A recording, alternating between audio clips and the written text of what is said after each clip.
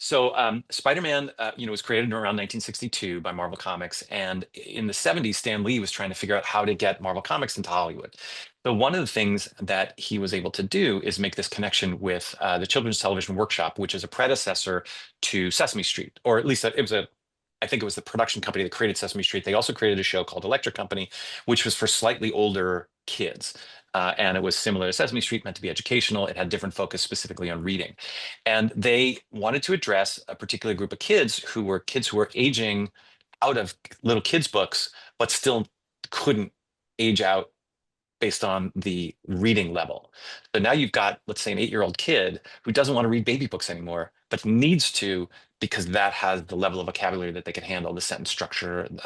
And so Marvel Comics teamed up with Children's Television Network or Workshop and created and did a team up basically with very little paperwork between them, which has sort of been challenging for me as a lawyer to kind of trace down, and created a series of comic books that used the research available at the time to say, okay, we need this level of vocabulary, we need this level of sentence structure. We don't want to see, because it's associated with a Sesame Street ethos, we don't want to see too much violence. We want to have gender and racial inclusion and try and have a better balance of those kinds of lots of educational considerations and social considerations in these books. And they created about a 60-issue series of comic books, initially written by Gene Thomas and then taken over by Jim Salicrup in later years. And it ran for a long time. It has no ads, and it was useful in its time. I'm a big comic book collector, so I had a couple issues and showed them to my son. And sure enough,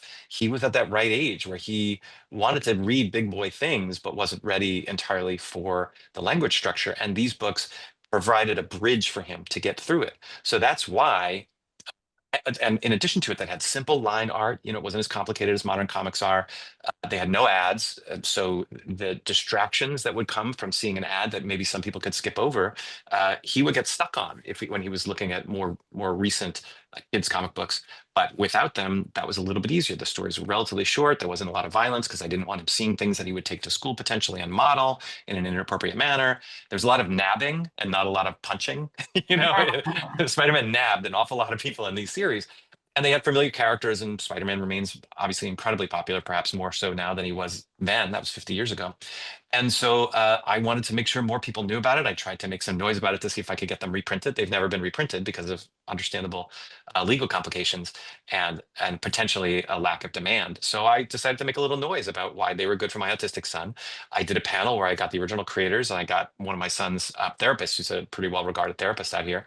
And she talked about the modern value of these comic books to kids who are in that transitional period, wanting to read, but not wanting to get stuck with age inappropriate content.